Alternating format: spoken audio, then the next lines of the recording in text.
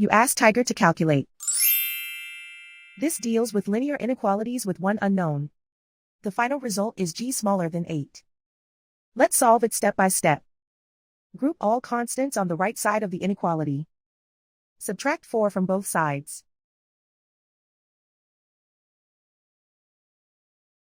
Group like terms.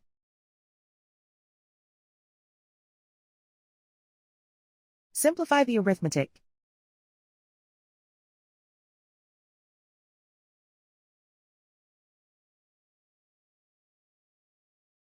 Convert the g into a positive number. Multiply both sides by -1. Whenever you multiply or divide by a negative, reverse the inequality sign.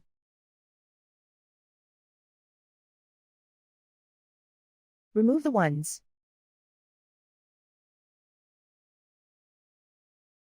Simplify the arithmetic.